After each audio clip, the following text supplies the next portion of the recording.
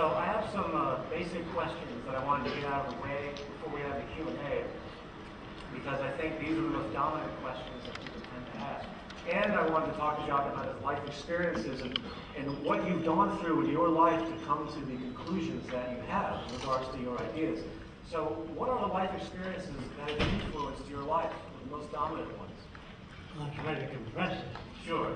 My grandfather made it impossible for me to pledge allegiance to the flag of the United States. He told me that people came from all over the world and brought wonderful ideas to this country and made it what it is today. So I could not pledge allegiance to the flag. I wanted to pledge allegiance to the earth and all the people on it.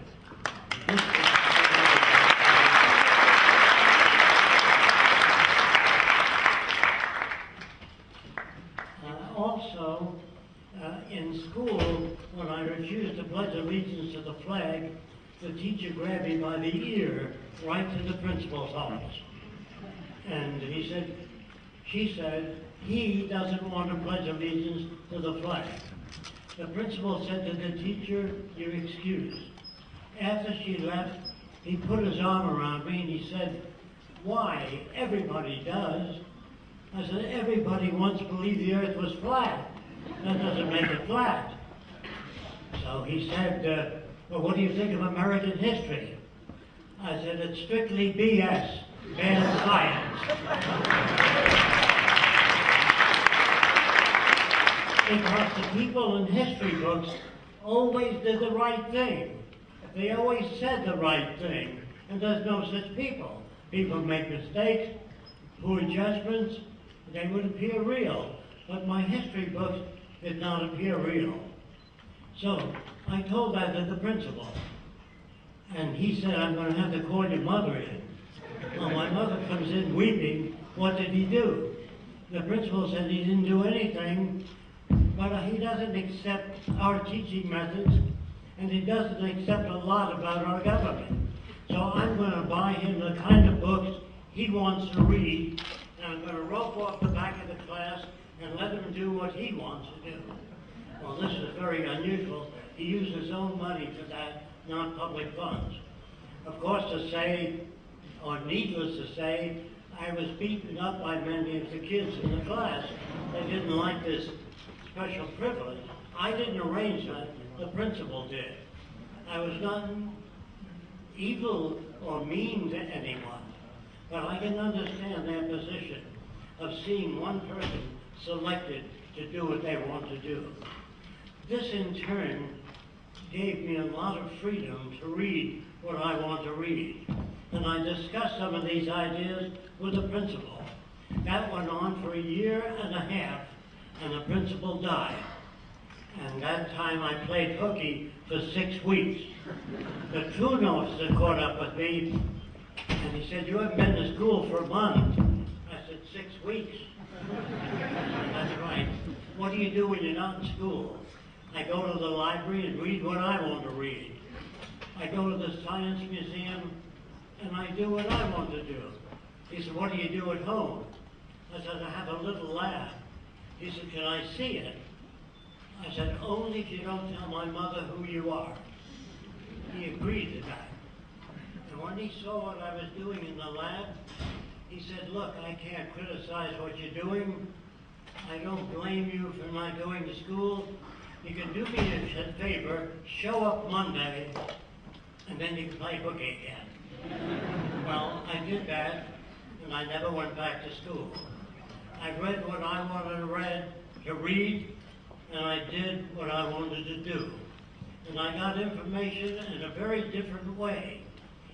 This is during the Depression, the last big depression, the 29 crash, or the 1930 crash. And at that time, 15 million Americans were sleeping in every empty lot. And that bothered me because there were things in store windows, they just didn't have the money. They bought houses and cars, and the banks failed. So they couldn't pay them off, and they were kicked out of their houses. But the sun was out, and things were in store windows, it's just that people didn't have the money. So in my own mind, I said, this shit has got to go. There's nothing wrong.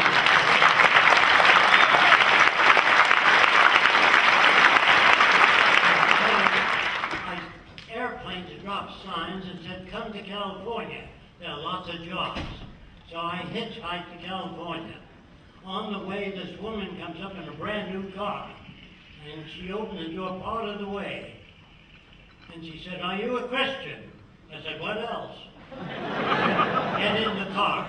And of course I fell asleep. I was so tired, walking and hiking, and she poked me in the ribs and said, you're not sleeping in my car. I said, what do you want me to do? She said, I want you to sing all the way to Texas. Jesus loved me, that I know, because the Bible tells me so. I had to sing all the way. And so my background was very different than the average person. And when I got to California, there were thousands of people lined up for jobs. Would you work for 8 cents an hour? Would you work for 7 cents an hour? They brought people out there to get the lowest bid. And it was not a sane society, nor were people intelligent at the time.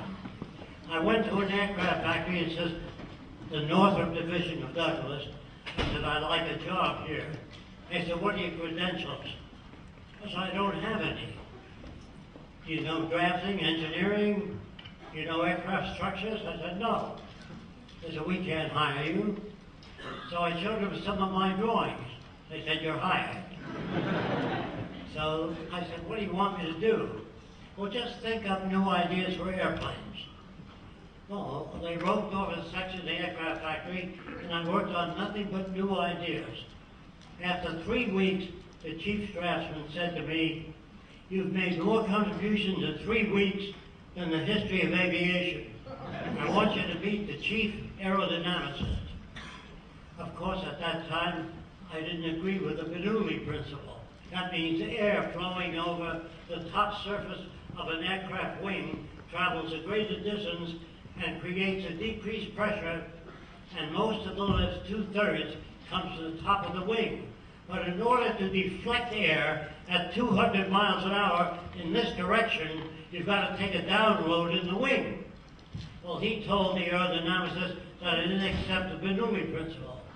And he said, I don't want to talk to you if you don't accept that principle. Well, this was one of the major things that I read into, that scientists were not infallible. They had opinions, they had egos, just like everybody else. And some scientists were patriotic, some worked on weapons of war. I do not consider them scientists. A scientist is one who cannot be trained in one area, optics, engineering, structures. A scientist is one that has curiosity about our social system, poverty, hunger, international affairs. That was a scientist.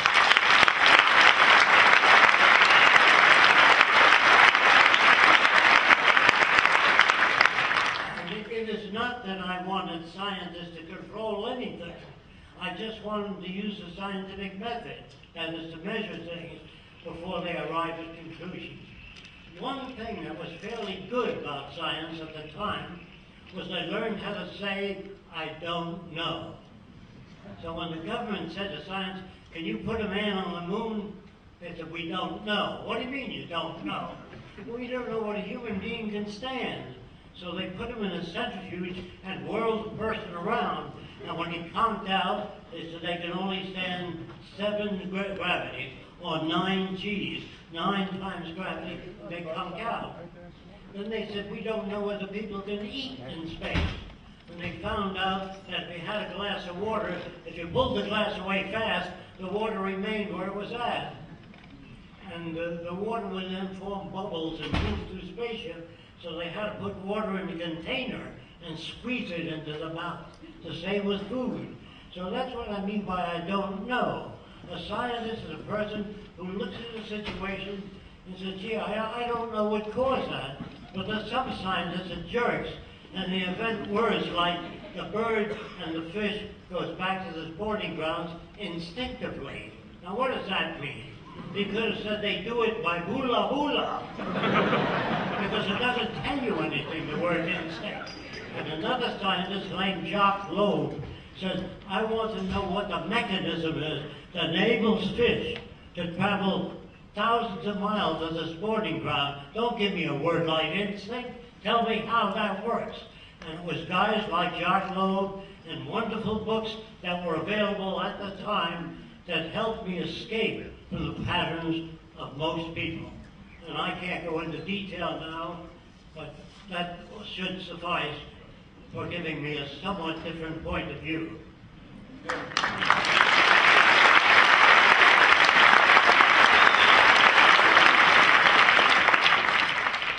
What is the closest thing you've ever seen to a resource-based economy in your life?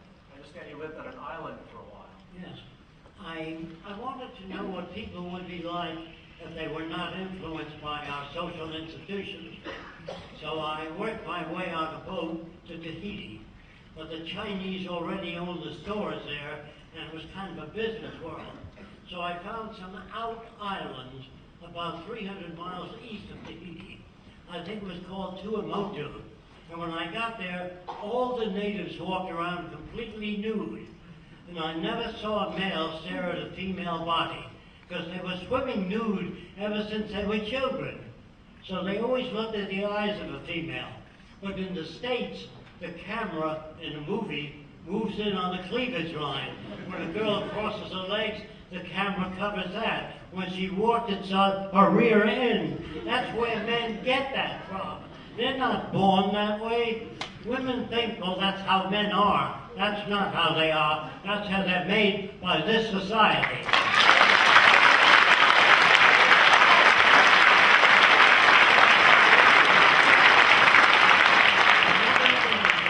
Another interesting thing about the island people is I brought mirrors and beads, and I was going to give them out to establish rapport or a sense of well-being with the natives. But they were already in my hut giving out my mirrors and beads. And I said, you know, what's going on? They said, you got too many of them. Well, I didn't know what that meant until 3 days later when some men were pulling fish in with a net, and they threw fish to anyone standing there. That was a resource-based economy. They didn't say, you owe me $5, you owe me $3. They shared everything I had. Then the missionaries came. And they set up a tent, and they was going to teach them about Jesus. So the native women came to church, you know, with their breasts pointing to the moon. And the missionaries couldn't get the eye on the text. So they gave the girls T-shirts. They said, when you come to church, you put on a T-shirt. And all the girls put on T-shirts, but they cut 2 holes. They had no idea why, because they were brought up in that area. Now, you couldn't sell a nude magazine to any natives, and they wouldn't collect pictures of nude women, because they didn't know what that meant. If you covered a girl's nose, and you said to a guy, did you ever see a girl's nose? No. Well, show him a little bit, he's going to have to loosen his collar if you bring him up to that. So our culture is warped. You know, I've been to hundreds of restrooms, and I've never found a place to rest.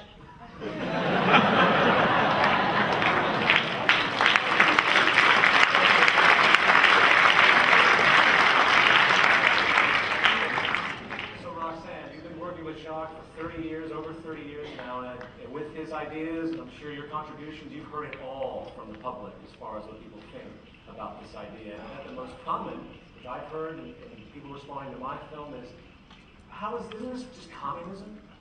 What do you say to that? We hear that a lot, but they have really no idea what this system is about. That statement is really erroneous. A resource-based economy doesn't use money. Communism does. It doesn't have banks. Communism does. It doesn't have social stratification. Communism does. They have political leaders in office. We want to surpass that as quickly as possible with cybernated systems. And communism was for the labor class, and a resource-based economy is very much for the labor class. We want to eliminate it as quickly as possible. We want to do away with boring and monotonous jobs. So it's very different. Yeah. It's not like any system that's gone before.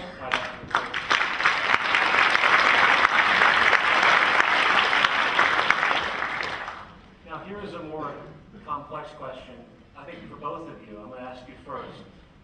How do you see the transition occurring from our current system to a new system? We're in the process of the transition now. The system is breaking down all over the world. People are losing faith in their elected leaders. So the transition will be painful. And there'll be crime, mass riots, and making of new laws so that the minorities are in the house by 9 o'clock and not supposed to be walking around the streets. You're going to have nothing but trouble ahead in the transition. I have nothing to do with that. Sure. If people understand what a resource-based economy can be, I don't know what it will be. That's up to you. Roxanne and I have absolutely no power. If you like the basic ideas of a resource-based economy, it's not perfect.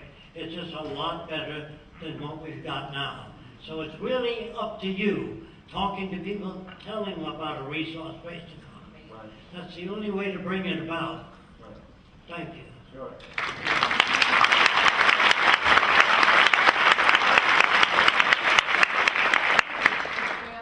Sure, you go ahead. Yeah. It took the conditions in the last major depression in 29, it took the conditions of people being homeless and losing their jobs before they began to look for another alternative system, because most of them weren't wise enough intellectually or emotionally to sit back and look at what they have out there and try and figure out what's wrong. So it will take those conditions that we're faced with now before people will look for alternative directions.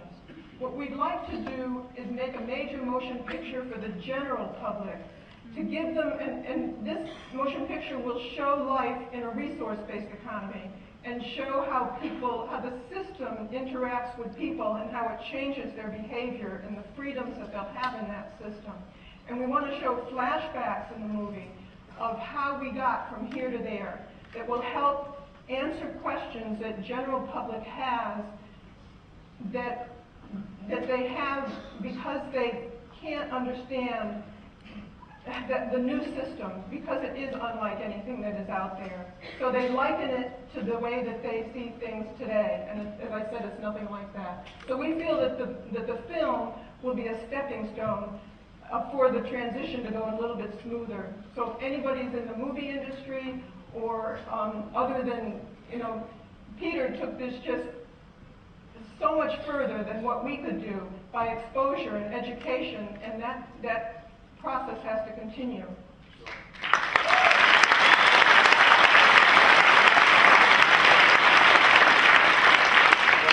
What's really required is a large-scale budget production that shows with great 3D, way beyond my budget, great 3D, great elements to what lifestyle would really be. But apart from that, there's also the idea of building the first city and having it as a research center and as a I refer to it as a fair at one point where people come and they can understand what the possibilities could be.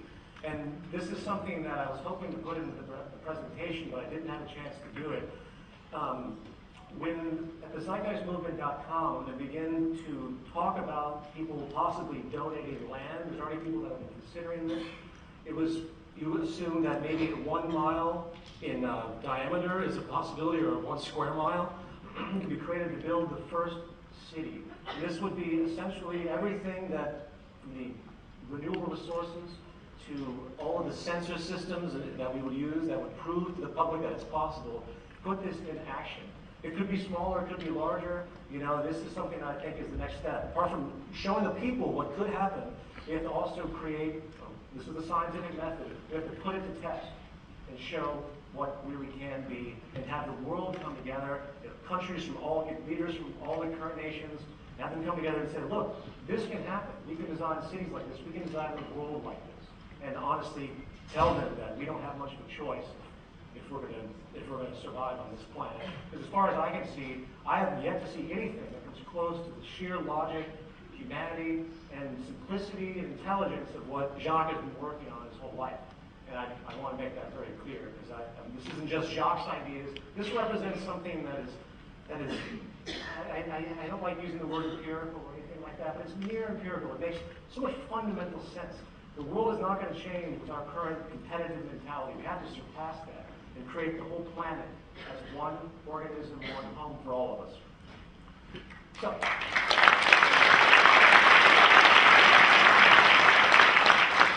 I throw that out there. If you have ideas about land, I would, we still live in a monetary system, unfortunately. If there was a big pool of people that had the money to do so, to buy a 1 mile radius of land to begin this project on a larger scale. They already have, where they live in Venus, Florida, similar setup to this, but the circular arrangement shown and made available for the world to see would be a profound step in this. So, there's one thing I always thought was fascinating when I talked to you, Jacque. You mentioned you used to help juvenile delinquents and alcoholics, and you had a comment where you said, for every alcoholic you saved, society produced 10 more. 100 more. Just comment on that. The system is bigger than one person being able to work on people. Well, I work on alcoholics, drug addicts, people who want to take their lives, and they came to me and they formed very large minds. And I figured, gee, I'd like to address the American Psychological Association and tell them about a new method of getting to people. So when I got in touch with Dr. Kaplan at University of Miami, he brought it up, and they turned me down because I'm not a student of psychology. And when you slam the gates on outside ideas without investigating, you're doing the same thing that was done in Nazi Germany. In other words, all ideas should be submitted and evaluated. Because remember, Edison was a nothing. Louis Pasteur was not a doctor, he was a chemist. And the Wright brothers were bicycle mechanics. The experts used to write articles on why man can't fly. Apparently, the Wright brothers never read that. So they went ahead and they built a flying machine. Good. Jumping points here, and Roxanne, I'll address this to you. People, I think because of the association you guys have with me, I get a lot of heat from the religious community because of my criticisms toward history of religion and comparative religions, and a general kind of a feeling on religion as being separate, a separating mechanism in society. People often have attributed this, and whether it was because of me, I'm not sure, but maybe it happened before. They say, oh, well, there's no religion in Jacque Fresco's vision. Well, what is the place of religion in a resource-based economy? We don't feel that we can ban religion or forbid it, just go underground. Right.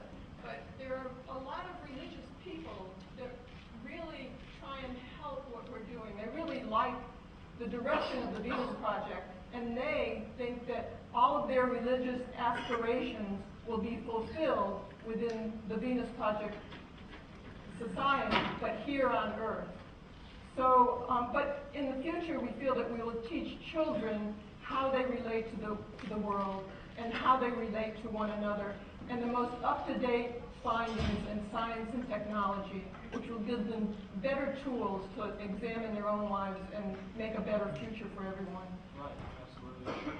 I would have to add to that I believe the superstitious mentality that is so dominant, it's mainly just because of the lack of education. People haven't been told what we've come to understand, and it's not that religion is a bad thing, it's that it served a point at a certain point in time, and now time has moved forward. All of our knowledge, as I stated in the presentation, is emerging. And I just hope anyone that's out there that's religiously oriented that might be opposed to anything would keep that in mind. And really, the doctrines of what you guys talk about are everything that all of the great religions have ever talking about. The world working together, humans seeing each other as their own. And I find it very difficult for any religious person to just get, they understand the peace content, obviously negative attributes. But I think it's very powerful for the religious people. I think it's very powerful that what you're doing is actually putting it into focus and putting it into practice, what the great philosophers and the religious teachers have been saying since antiquity. So,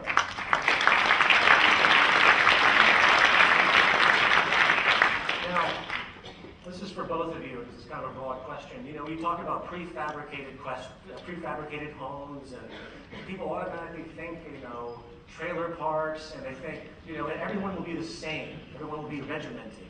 What is this fear of this loss of individuality? Well, first of all, you don't have individuality. That's a myth. If you had individuality, it couldn't be wars. There'd be thousands of different political parties, not just the Democrats and Republicans. And you've never had a democratic society. Well, that's an illusion. So what we hope to do and what we hope to accomplish is to expand every human being to their highest potential.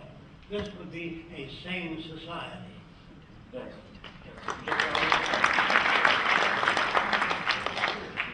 But people would be alike in a lot of different ways. They care about one another and the environment, and they wouldn't be able to put up with the idea of war or hurting one another in any way. And they would have allegiance to the earth and everyone on it, as Jacque was talking about. They'd have that type of identity. They'd have more understanding about cultural differences and what were the conditions in the culture that made people have different behaviors. So they'd have a better understanding of semantics, and they would not have that much violent behavior because they understand why people behave differently. So it's not bad to be alike in certain ways, but in saner ways. Yeah, I like the Carl Sagan quote from one of his writings where he says, if we were visited by extraterrestrials, the differences we have would be trivial compared to the similarities, the requirements that we all need and everything. And I think it's the materialism in our system and the need for money and this cutthroat mentality has really caused so many problems psychologically that people shouldn't fear being the same, and people shouldn't care what they wear to be individual. You know, this is a distortion that's been created, I think. It's a ploy to sell more garments. Right, it's like with earrings, you know. Jacque, you commented on earrings. What's the point of an earring? Remember what you said about that? Yeah. I was referring to blind people at that. Oh, that's right, yes. And blind people had what looked like a hearing aid that generated a sound like a bat can fly in the dark and not hit things. So if blind people had an acoustical device, they can sense a table in front of them, an open door, by feedback of sound. And this is what we'll be working on. In the future, people think, well, if machines do most things, most jobs, what will people do? There are things we know nothing about. Why the degenerative diseases of the retina occurs. We don't know how to stop heart attacks today. There's so much we don't know. That's what people will be working on. Right.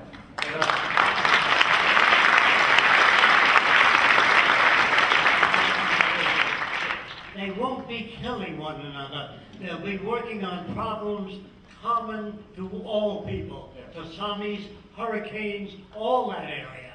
Not killing one another.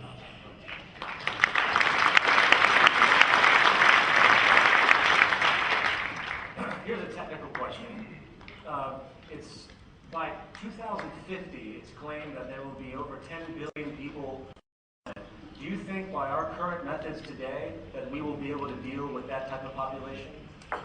Well, we have the methods, but we don't apply them. No, I mean today, what we're doing right now in the monetary system. Do you think that this population growth will be extremely detrimental? Yes, I do. I think so too. I think that in the future, with a better and more relevant education, people will study what the carrying capacity of the earth is and environment, and maintain a population in accordance with the carrying capacity of the earth, not someone's opinion.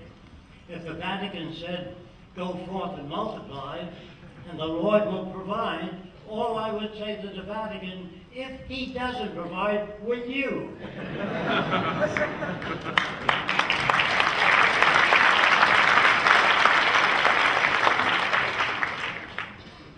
So Roxanne, now, here's a big question. Will those in positions of differential advantage right now try to prevent the development of a resource-based economy? The industrialists, the lobbyists, the banking institutions? Yeah, they certainly will. Yeah. If we get more well-known and more support and more people working towards this direction, you'll hear all sorts of misinformation about us out there. And it will be a threat. That's happened all through history. But, you know, with its own weight, the free enterprise system, as they automate more, and they have to become competitive, more and more people, as PJ presented very well, will be out of work. So they'll lose the ability to produce, to purchase the goods and services turned out. That's the end of the free enterprise system. You know, I liken it to a cancer on a cat. It eventually kills its host, so it's really not very bright. That's what's happening with this system. Yeah, yeah. And what about those corrupt powers that everyone talks about? How is it that people aren't just going to get corrupt and start having genocides in your new system? You know, people always comment on that. Well, during the transition, you're going to have all those problems. Once we get the cities built and move toward a resource-based economy, we will deal with the problems that produce human aberrant behavior. Right. And get rid of those conditions. There's an old saying that power corrupts, and absolute power corrupts absolutely. That's why we have no humans in government, Yeah. only machines. Humans have loused up everything they've ever tried. Communism, socialism, free enterprise, they've always loused things up. And they try to turn people against machines. Don't forget, guided missiles are guided by people. And when people drop bombs over cities, it isn't machines dropping bombs over cities. People contaminate the ocean, the atmosphere for profit. It's people that have loused up the world, not machines. Yeah, good point.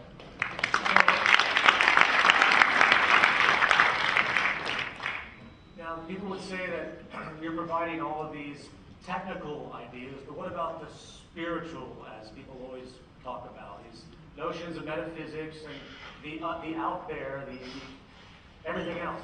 Yeah.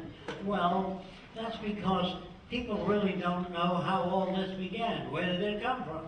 Somebody had to make it, and this is where they began to make God in their own image. A guy that sits up there in the clouds and he looks down at everybody.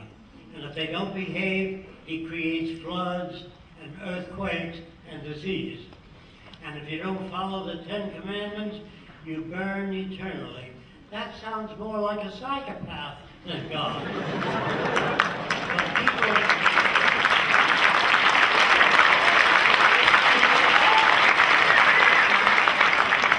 don't forget the Eskimos' concept of God living in a big igloo, and there's lots of seals around. The American Indians call heaven the happy hunting grounds. You know, lots of animals, lots of bow and arrows, and you get all the animals you need. So people try to conceive of God in their own concept. That's why I try to tell you over and over again, there's no such thing as good or bad people. In ancient Rome, they used to feed Christians to lions. This was typical. And when a Roman family came to see the Christians being fed to lions, the kids would say, "Daddy, can we come next week to see Christians being fed to lions?" And Daddy said, "Only if you behave yourself." Is there anything wrong with these kids? No. There's something aberrant about the social institution that advocates that. Yeah. It's now 10 o'clock, and I was hoping that we did the Q&A faster than this, but let's do the Q&A with all of you now. My question is, Jacque and Roxanne, what do you see in the future in terms of interpersonal and emotional intelligence, gender roles? What do you see? Where is that going? What are your feelings on gender roles in the future? Well, I think it would be, you asked me that, so I'm going to tell you, when you give a little girl a doll, you're programming her. Let the girl pick what she wants, whether it's an erector set or electric trains. Don't start handing them or tying a big bow in their hair. Then you're producing an object like yourself. I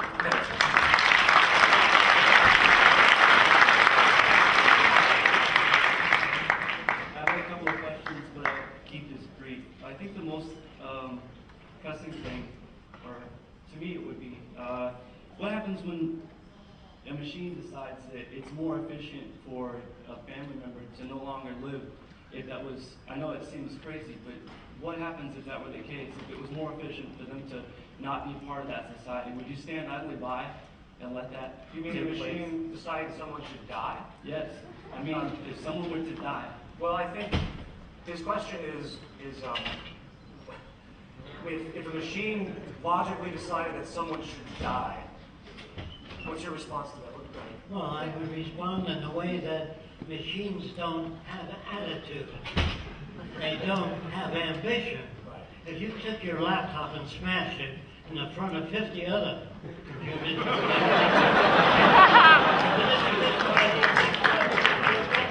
they don't care. Machines have no ambition. They don't want to control people. This is a human projection into machines that comes from Hollywood. I'd like to add to that, you know, in this system, humans are understood as cultural products. So everyone has a certain degree. By the way, once we get past our current system and all of the ridiculous, despotic behavior that's constantly created, you're going to see an entirely new world of people that really don't just, out of no reason, go and just stab someone to death. Everyone has a reason. So for the machine to decide, you know, that this person's a threat, which I think is what your question was, that really wouldn't, that's not really a relevant question. It doesn't have a real basis. If anyone does kill somebody out of jealousy and old-time mentalities, you know, derived from earlier elements and probably the transition, you know, as we move towards a different society, I think they would be treated as what they really are, as a civilization, as I presented in the objective. Thank you all for what you're doing. I do appreciate it. Thank you for your question. And we're going to Lathan back here. Hello. I have a question about your thoughts about culture and history and how that plays out in this new construct. And specifically, I think there's this kind of maybe egoic thought of attachment to the past or to history or to culture. And so how does that play out in this new model or this new system? Do you want to talk about that, Roxanne? Yeah, traditions. Sure. Well, a lot of old traditions have really long outlived their usefulness today. I know when there was an old Jewish man who came up and said, "Are you going to allow traditions in a resource-based economy?" And we said, "Well, would you?" And he said, "Yes." And we said, "How about the clans? They have been meeting 70 years in the same place." And he said, no, not that tradition. So we really have to see what traditions are useful to society and perpetuate those. Those that are harmful, we really need to outgrow them. There's no restriction. There's no restriction. It's a matter of education. You know, the attachments that we all have are very much material, I believe, and they're very much created by our system because of the materialistic attachment itself that's perpetuated by our social system. I would love, personally, I can't stand property, I can't stand ornaments, I can't stand any of that stuff anymore. I've come to realize that it doesn't mean anything. It's like if you're attached to earrings and you're on an island and there's no one else there, would you wear the earrings because no one's in there? You know, it's a big step, I think, for people to think that way. But it's a good question. Neil?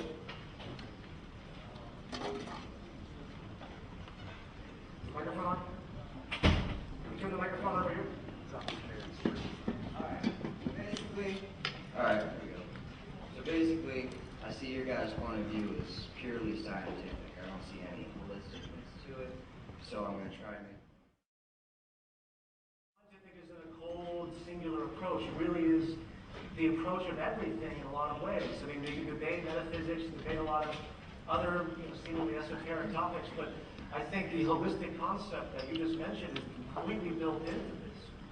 Other than that, I'm not quite sure what else. I mean, there's no species that are removed. The whole idea is to make the world as natural as possible, to make the world as simple as possible. No more political strife and nonsensical inventions, materialism, and all the greed and nonsense, and all the confusion and noise that goes on in our minds. We're reducing society into extend, while it's simultaneously opening it up tremendously for extended human potential. It's a humanist idea, not humanist in the classical definition, but it's humanist in its very approach.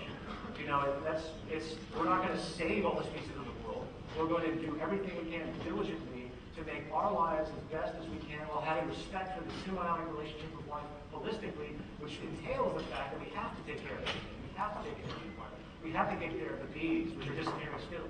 We have to take care of everything. So I hope that answers the general question. Ron? Where would the ideal location to start in a society like the Venus Project be, being that America is going to be severely dangerous and nearly unlivable when this monetary system fails? Like, I know there are countries like New Zealand that have like really pure water and basically untouched, and then, you know, not at sea level at all. Would that be more ideally? Her question is, where is the most ideal place to build the first city? Where have the resources? Where do you think would be the best place to start that? The first country that says let's build.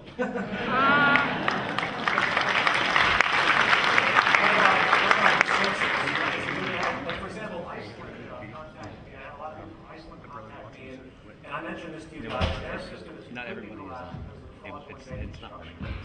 And, you know, Iceland would be kind of a difficult place to start because they have geothermal, I'll start it again. but they have a very limited And amount also, of it's not letting us resources. have more than like 2,000 people at a time watch either.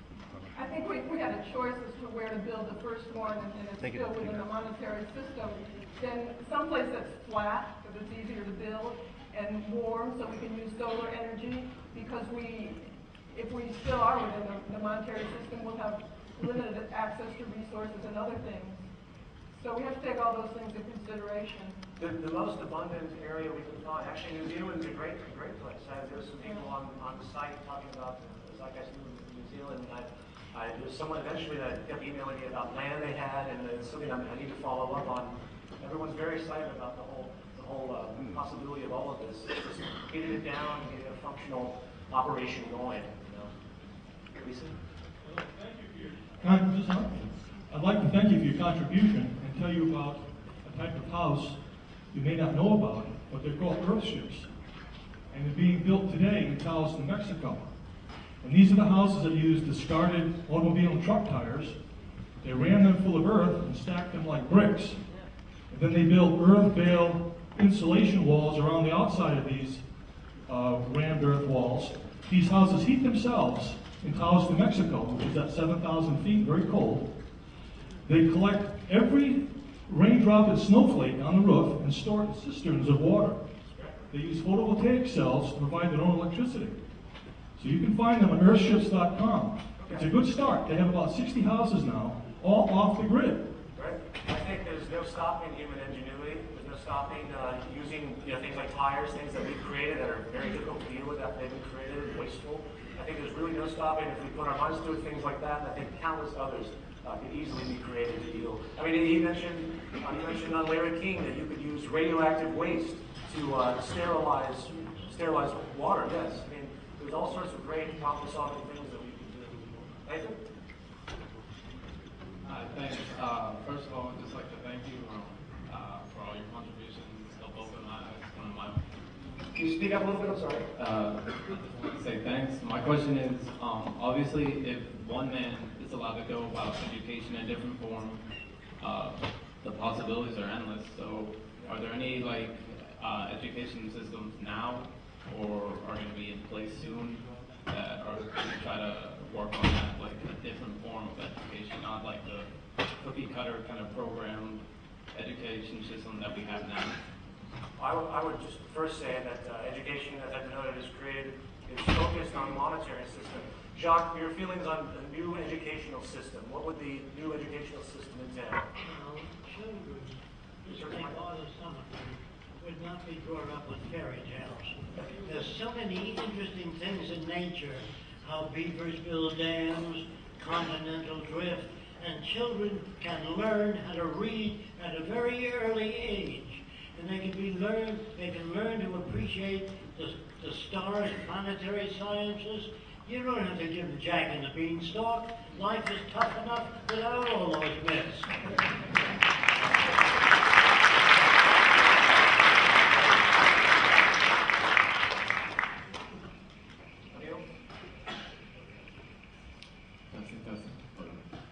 heard from various websites that claim to have debunked the Sorry, zeitgeist. speak up, I apologize. I've heard from various websites that claim to have debunked the zeitgeist, claiming that a lot of them are false representations and such forth. And there's also made claims to compare the Venus Project to something like the New World Order, and where secret societies hope to create one world, one government, and so forth. What would you say to those folks? Well, first of all, these zeitgeist debunk stuff, all of them are from the religious community focused on part one and zeitgeist one.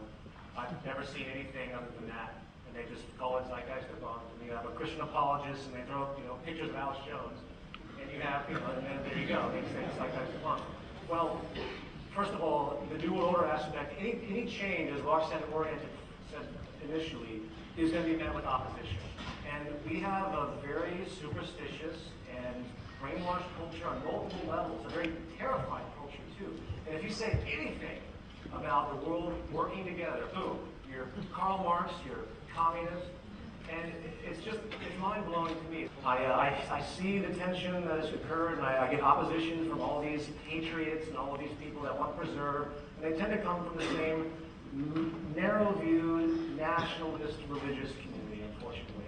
And I can't, this is too important, and I basically just ignore those people at this point.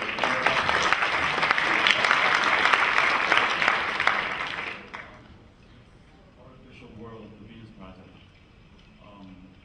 Why create an artificial world when either by design or by evolution, we've gotten already a perfect world without the technology, one, and how would human reproduction be controlled in this society with abundance?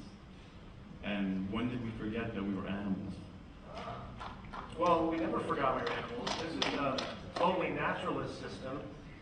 The abundance has always been there only at a certain level. I would have to say that our transition point here is to realize that all the work that we normally do, all the labor that we have to do, we used to be hunters and gatherers, we have to spend outrageous amounts of time collecting food. Unless we want to go back to that period, which in a lot of ways is unique and almost better than what we have now. But we now have the ability to have an incredibly new world, not artificial whatsoever, actually more natural and practical, where people are actually free because of this new creation that we have come up with called technology. I find it to be completely natural, completely evolutionary. I see nothing artificial about it whatsoever. Human reproduction? Educated. Yeah. Through education, we can help population control. We wouldn't force anybody to do anything, but they'd have much more knowledge about how we, when we deplete our resources, we're really going to have more violence and war, and so what we really want to do is make a society that has abundance, and that's how you save the earth. You're talking about a society that's natural, but we're trying to make a world that preserves what we have out there. What's happening now, we're depleting the earth, we're killing each other, so there's really no way out now. What we're going towards is just annihilation. So we're working on a society that helps preserve the earth and one another. And people will understand. They will understand what they're doing to the world when they have children. It's no coincidence that the poorest people have the most children. Have you noticed that? And it's because they don't think about it. And they come from superstitious dispositions, like Jacque pointed out, where be fruitful and multiply. Well, that's great. Well, you are an animal, I'm afraid. We all are animals. We are all products of our system. There's no individuality. I'm not I'm not coming to the ether. I'm a walking culmination of my life experience. I'm an amalgam of my experience. I'm not original. I'm only original in the sense that I happen to have unique experiences that's different, just like all of you do. My creativity is that all of my life experiences have oriented me in a specific trait of thought. That's what makes me who I am. I'm a product of the environment and intimately connected with everything. I'm not an individual, and no one is.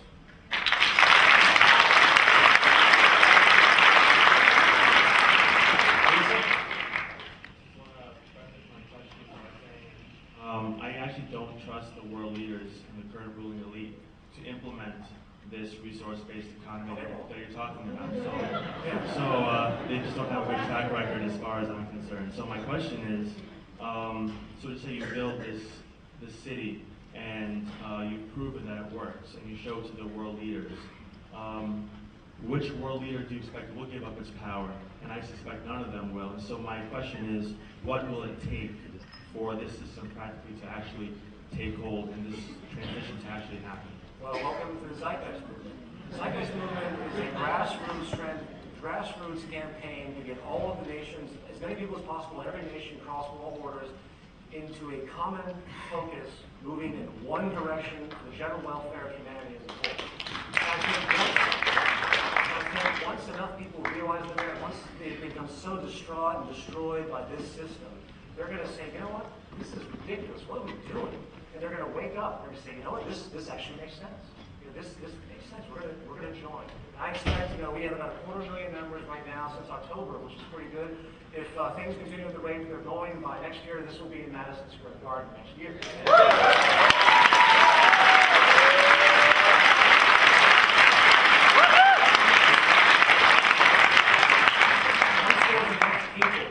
Then the march begins with pressure against all political systems simultaneously. For the subject of transitioning from the current system, what's your opinion on experimental communities, whether it be like the Earthship community from New Mexico that was mentioned, or Palo Solari's Arco Santi project in Arizona, eco-villages, things like that that are breaking the mold, even certain Native American nations that are breaking away and saying that there's a different way of doing things. What's your opinion on those, and as far as creating a network of the minds to have those be the icebreakers of the times? We feel if they're interested in this direction, then we'd like to work together. But there's a lot of splinter groups that go off and try different things just because they're disillusioned with what's going on today. But they don't have an overall social direction. People in the green movement, or if they want to build a nice clean city, or they want to build a green building, that's not going to solve the problem. It's a whole new social movement and a social direction that we need to work towards. I would also add that the logic of green and recycling and optimization isn't a stylized concept. It's universal. It's understanding what's relevant to our life. I mean, you probably get a lot of emails from people that have, we have this new floating island that we think is great for Jacque Fresco. I mean, what makes your system better, or what is the train of thought that is important in your system that makes it near universal in your mind? It's not patchwork. It's not patchwork. And it's the ability, they have what I call today intelligence tests. Actually, the only intelligence test is your ability to extract significance from any situation. That's intelligence. But other definitions don't make sense. An intelligent electrical engineer of 75 years ago couldn't get a job today. So what does that mean? That there's no such thing as intelligence. It's an ongoing process. There's no such thing as civilization yet. We learn more every year and add to it. There are no final frontiers, no utopias, no best computer. It's the best we can do up to now with what we know. Thank you, Jacque, for helping me to learn to draw. My question is, if you all have experience, what do you think might be in the future ramifications and potentials of a society that has a much greater awareness of the evidence of access to metaphysical dimensions through the use of an ingenic catalog, primarily dimethyltryptamine, DMT, and psilocybin, along with the practice of shopping and activates? I think, I'll answer this one. I think that, first of all, I think we should look at it differently. I think there is a general perception of mind that if people experiment with certain things, it expands their awareness in some way, it opens up different parameters of mind. And that is a personal choice. In this system, there's no restriction on anything. There's certainly no law against drugs. People will be educated to understand. I mean, if you decriminalize drugs right now in America, you'd see a dramatic improvement in about 5 years. All right, I'm going to let Jacque address magic and metaphysics. You're not going to like it. What do you feel about tell us about your experiences of metaphysics and seances and magic and things like that. Well, I was told by 2 Catholic priests that there are things beyond the physical. So I said, I have never seen them.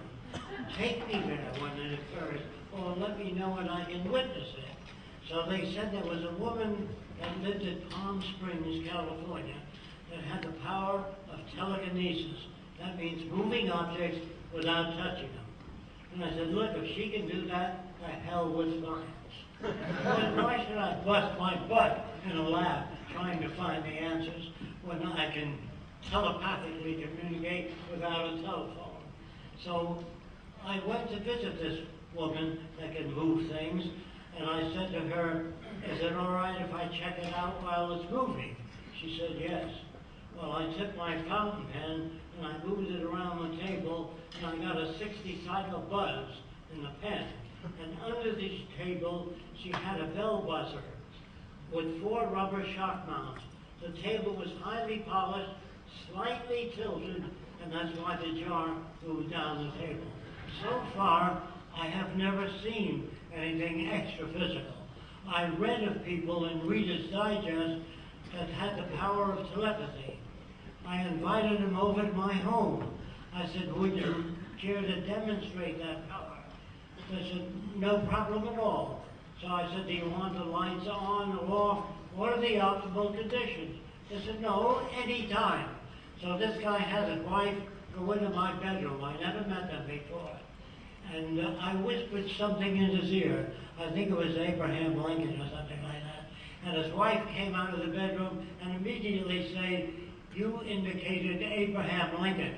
But she didn't say it that way. She says, I see a big birthmark and a tapered hat and a beard. It's Abraham Lincoln. Now, how did that work? They work on an attitudinal position. If a guy is sitting like this, it means Lincoln. If he's sitting like this, it means Jefferson. If he's sitting like this, it's Clark Gable. So they work on postural analysis position. They work for years on it, and you think they have magical powers. If you don't read before you try to investigate extra-physical phenomena, you don't know there are many different systems. I had a guy come up to me and said, well, I think you're a skeptic, but I think I can do away with that. So he says, I know a man in England that can tell you what president you pick. So you get your own encyclopedia, open it up, and I don't know, I picked James Fillmore. And he said, you call Mr. Benson in England, and he'll tell you who you picked. I called Mr. Benson. He says, the name of the guy you picked is James Fillmore. Well, how did he do that? Here's how he did it. He has a list. If you ask for Mr. Throckmorton, it means Abraham Lincoln. He's got a list. So all the names that you call for, if you say Mr. Johnson, it means Clark Gable. So they have a code list that they read off. There is no magic. Most people are not qualified observers. Certain environmentalists, what's become popular among a school of environmentalists is a critique of the idea that the economy, that the ecology can be saved by better management of resources and a recognition, they say, that there are innate limits to growth, and that therefore the only way to save the ecology is to have a zero growth economy with constraints on consumerism and population. Well, what do you think about that model that limits growth? Do you want to answer that, Roxanne? Yeah, they're looking at this all within the monetary system. And our system is totally irrelevant to that. The way all our system is the intelligent management of the Earth's resources. We can have a high standard of living and take care of the environment at the same time.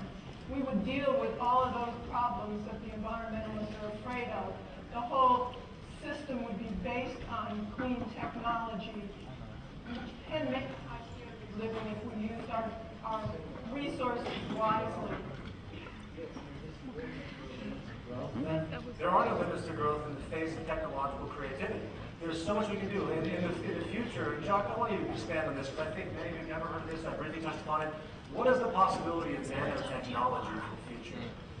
Not according to me, but according to nanotechnologists, they feel that you can take atoms and build whatever molecular structure you want. That means you won't have to mine for materials. You'll be able to make any material by arranging atoms in different molecular structures. Now, they figure that is about 15 years off. Well, let's say it's 25 years off. If you can make anything by arranging atoms and molecules, that means meat, potatoes, anything. So you won't have to raise cattle and kill them. So the anti-vivisectionist, that doesn't want to experiment in animals, we can create cancer cells or non-cancer cells. We'll be able to create everything. They feel it's 15 years off. I don't know. But anyway, what it has to offer is limitless potentials for the future. To slap those traders and you know what I mean, back to the era where they belong.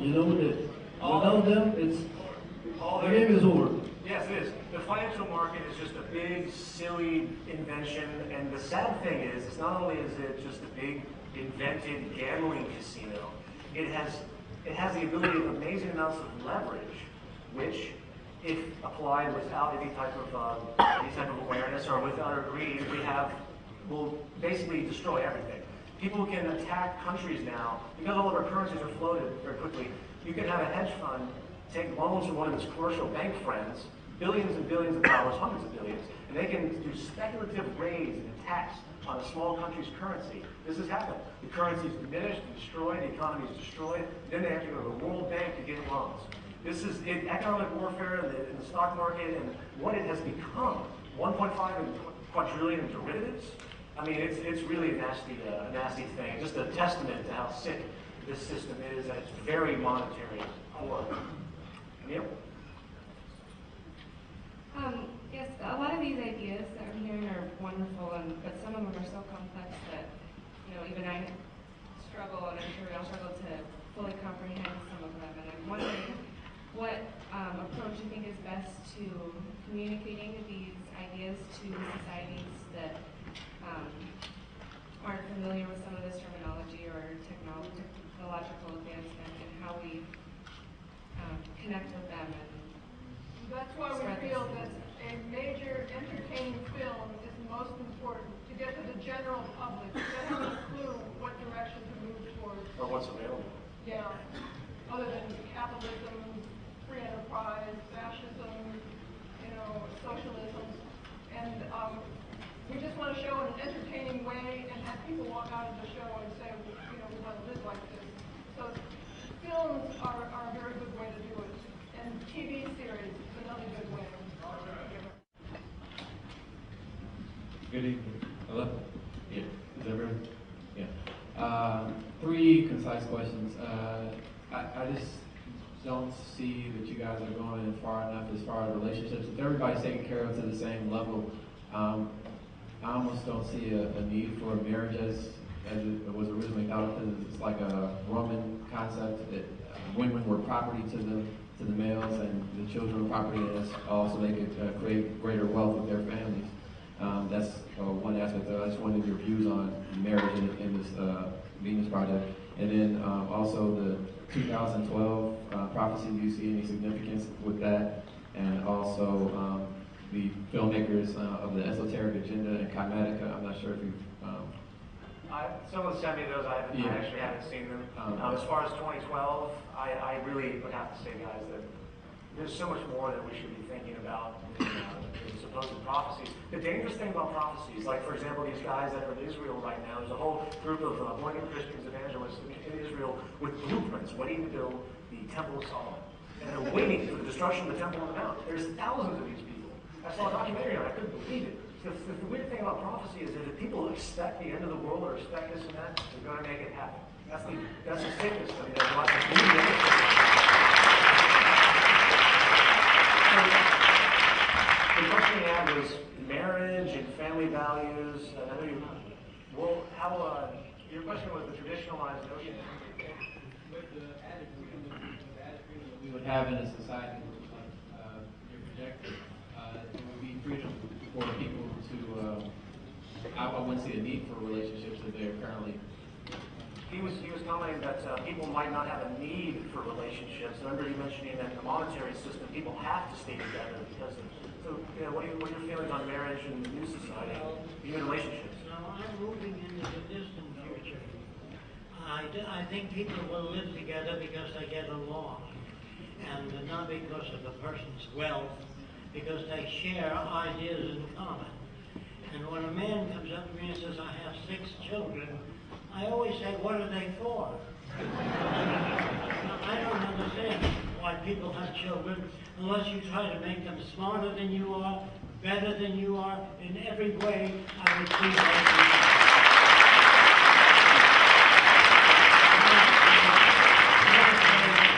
One more thing. When my little boy was 4 years old, he came up to me and said, Daddy, the wheel came off my toy car. And I said, so it did. I threw it in the garbage. And I picked up a book and was reading it. Now, I did that intentionally. And I watched that lower lip come out. But he said, you throwed it away. I said, I'll get your baby toys where the wheels don't come off. He said, well, maybe I can fix it. And I reached for it and gave it to him. And he's trying to get the wheel on. It took him about a few minutes, and he got the wheel on. Then I picked him up and said, that's wonderful. How did you do that? He says, I'm not that little. And I said, you see the hole in the wheel? Yes. You see the piece of iron sticking up? Yes. I pushed on that, and so the wheel went on. So if you say, let Daddy do that, let Daddy do this for you, I'll fix that for you. You produce a blob.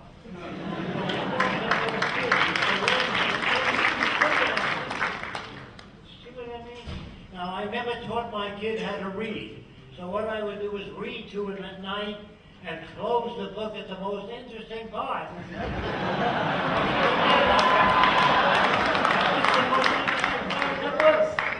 I said, why don't you learn to read? Then you can read all.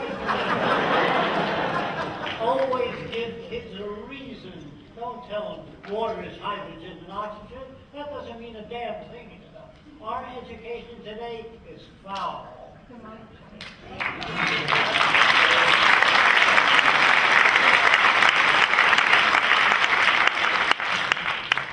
terms of marriage, I think that if we had a resource-based economy tomorrow, where people had access to their needs, or whatever they chose, you know, would suit them, then I think most marriages would split up because they're forced to stay there today. They're marriages of convenience because of the monetary system.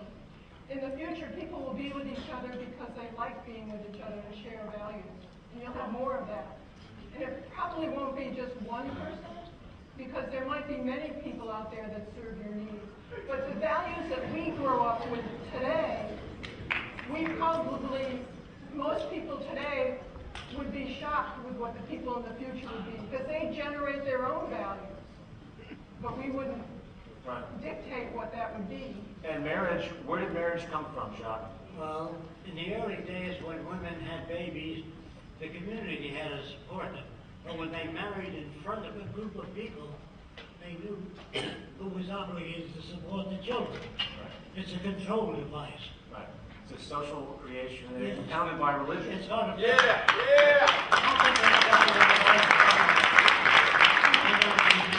Who the hell is he?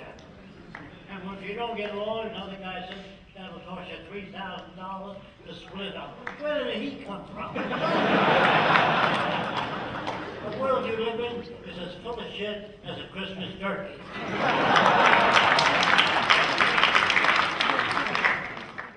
You made an interesting analogy comparing America to a fast food franchise. You said that if you have a problem with your burger, you go to the cashier first. That's the courts, and they won't help you. So you say, I want to see the manager. That's the Supreme Court or the president. But you never get to see the franchise owner.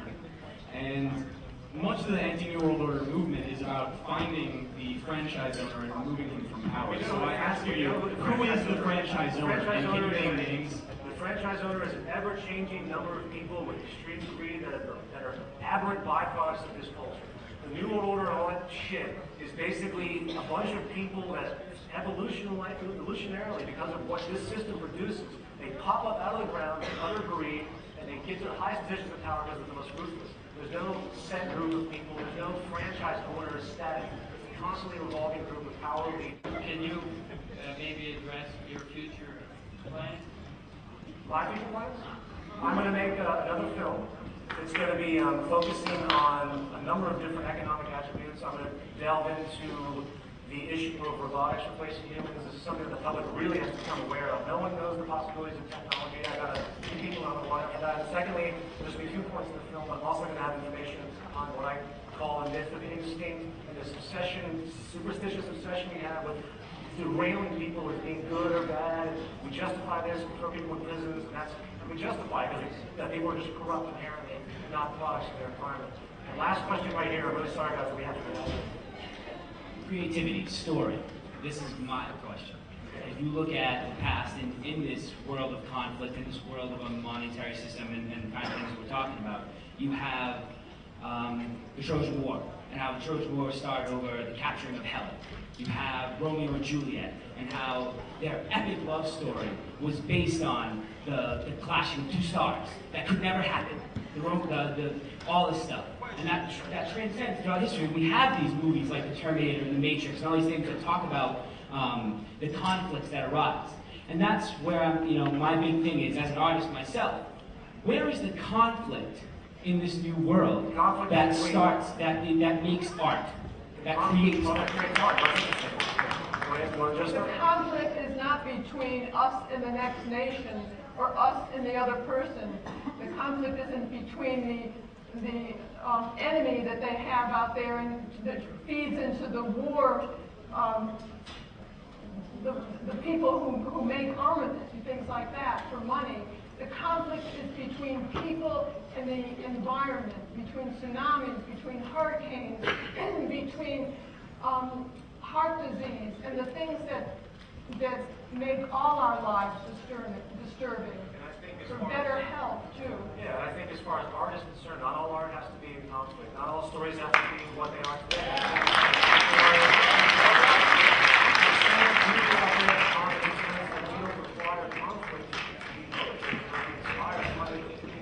There's so much out there that we actually can. That's it. I'm going to turn my